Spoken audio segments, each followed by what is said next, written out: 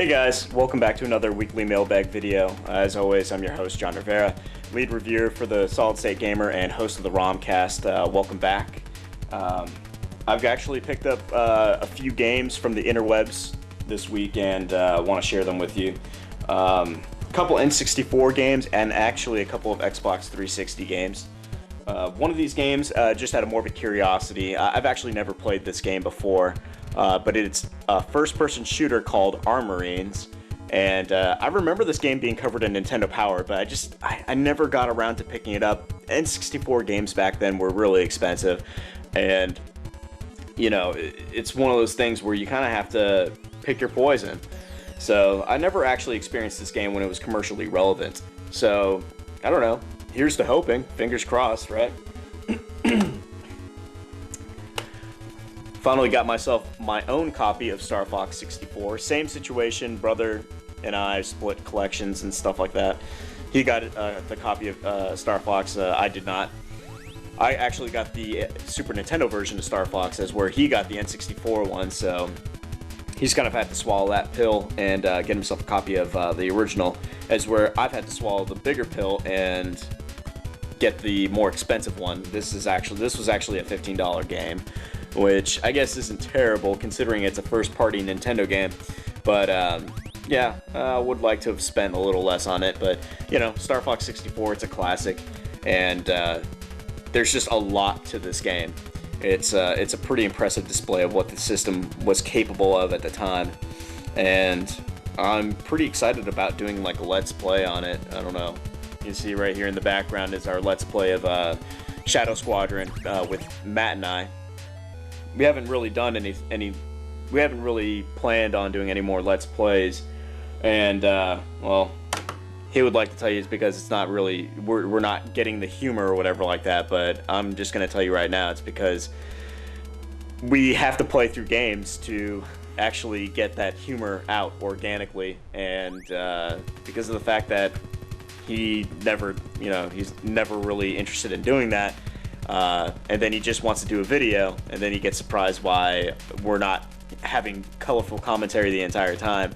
Well, you kind of have to play the game in order to have that stuff come out, and maybe you have to play it through 3 or 4 times before you have that commentary in your head. You know, it's just one of those things. You have to put some time into it to make it work. And I don't think he's really inclined to do that. So we've kind of been at a standstill in terms of John and Matt play videos. I mean, it's a shame because I would like to do some more of them, but our last one was Star Fox, and you know, I was just like, all right, let's do a Let's Play. He's like, well, what do you want to do? And it's like, Star Fox. And he's like, well, I've never really played that. I'm just like, well, you've had plenty of opportunities. You know, whenever we hang out to do whenever we get together to do the podcast, he's never like, hey man, can we play one of your games or something like that? That never happens. That never happens. So unless he, I guess, plays some more games and we actually get down and you know, play some games like on the couch, you know, another John and Matt play is never going to happen. So we'll see what happens with that. I mean, I would love to do another one. He just, you know, has to put the time in. I mean, I've already put plenty of time in with all those games. I mean, I can pretty much pull commentary out of my head just right off the dome. That's not really a big deal. But a lot of these games he has no familiarity with, so it's on him to kind of play the games. So anyway, this is Velvet Assassin. This is actually one of the last decent stealth action games that I remember playing. I remember actually I bought this for my brother for a birthday, or was it a birthday or no? It was one of his birthdays. I think it was his 29th. No, his 28th birthday. It was a few years ago, but God, we're old. But this actually is a game that is made by South Peak, and well, no, it was published through South Peak Games and made by Replay Studios. It's actually a German developer. Kind of ironic because it's about an American spy named Violet Summers who serves in World War II. And you see, this is her right here. There are actually good solid female protagonists to video games. You just got to know where to look. And unfortunately, with the industry the way it is, you know, a lot of them get, you know, squashed, you know. But she's actually a pretty solid character in this game. A well-modeled character as well. There's actually a great attention to detail with everything, not just the models, but just the environment and stuff. The fire effects are pretty cool in this game. And from what I remember playing this game with my brother, the stealth action elements are actually really good. But there was kind of like a slump. You know, there was kind of a glut of stealth action games, and for a time the industry just did not want anything to do with it. I mean, this game came out around the same time that MGS4 was announced, and MGS4 completely ditched the whole survival, not survival horror, I mean stealth action thing.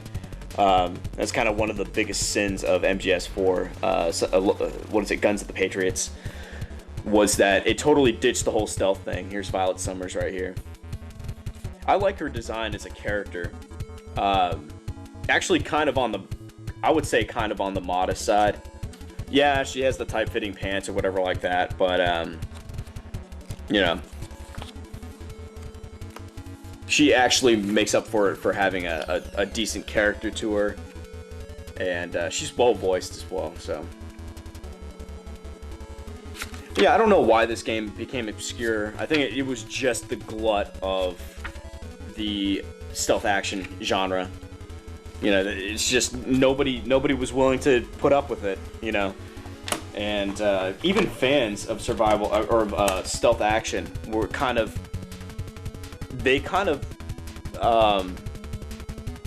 turned around and were like, you know, I don't want this, you know, this is not good, this is not good.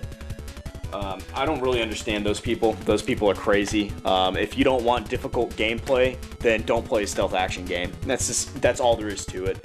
I mean, with the stealth action game, you're going to deal with stuff like failure states. You're going to deal with stuff like, you know, very weak protagonists at your disposal, insufficient weapons to fight enemies head on. You're going to run into that situation because that's put in there to further make the incentive for you to walk around stealthily and undetected and use some semblance of subterfuge. I'm really unsure as to why people do not understand that concept. Yes, it's tedious, it's tough, but, you know, being able to outsmart the computer is, I mean, it's the same reason why people still play games like Chessmaster. I mean, it's that same thing. It's just put into a different format. I don't understand what people don't understand about that. I really do not. Especially people who are once fans of stealth gaming. You know, the next, like, there's like Tenchu Z came out and they're like, oh, I don't like this. It's too hard.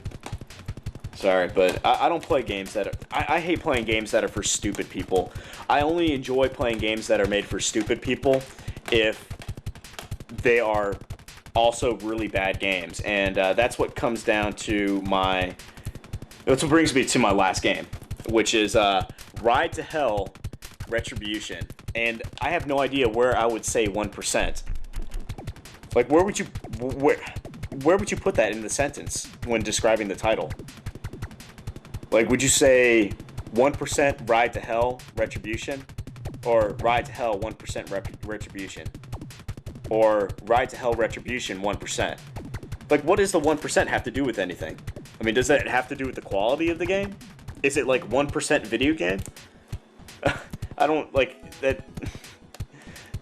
I'm sure that there are a lot of other things that I could be asking right now. For example, why can't I get this off? Okay, Art Knife's gonna have to come out now.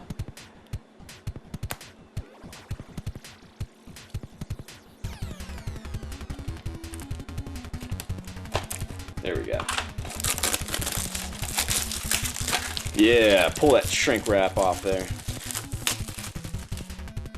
So yeah, this is a brand new game for the 360. And from what I've read and I've seen on YouTube, it is bad. But I'm hoping that it's my kind of bad.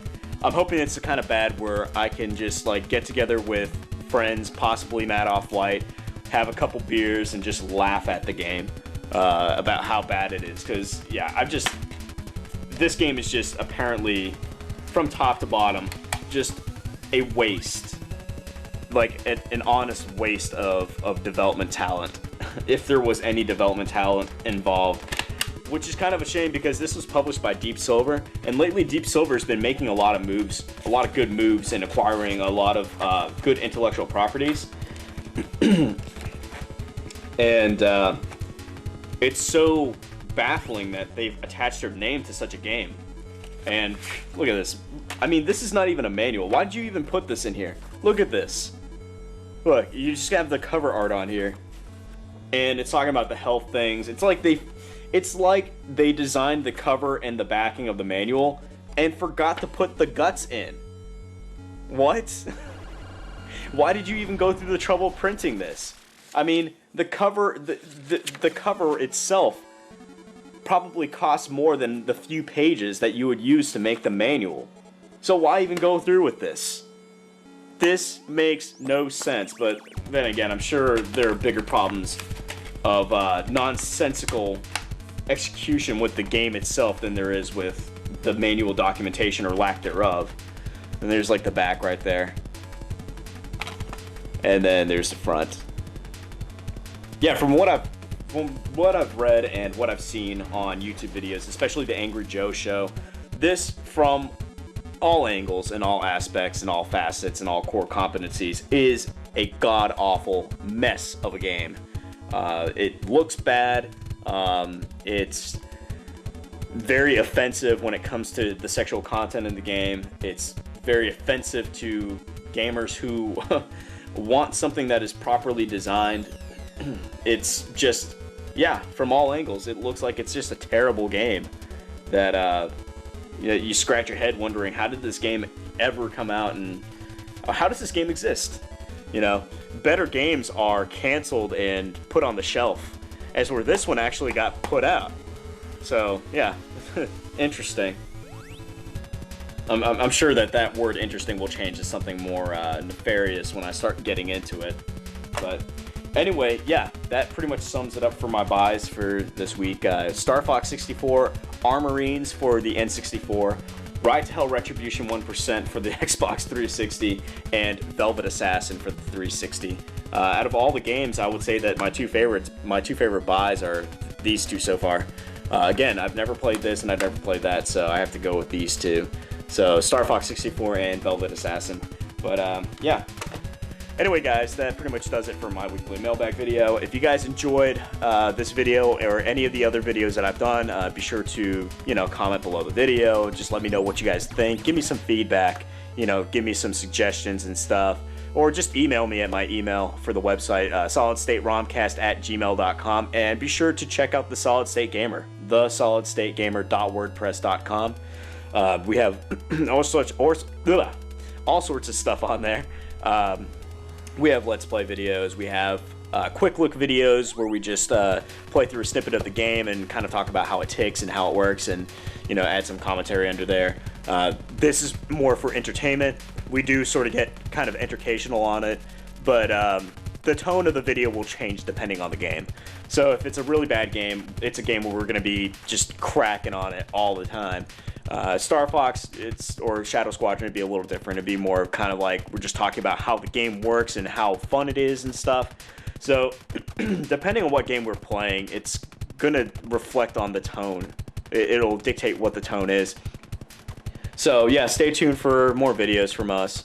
Again, I'm kind of changing. I've got a new video hardware setup that I'm working with right now, so it's going to be a while before new videos come out, but I'm sure the wait will be well worth it. So anyway, stay tuned for that, and stay tuned for more stuff from the Solid State Gamer. We're not going away anytime soon. So again, I'm John Rivera saying thank you guys for watching, and I'll see you guys next time.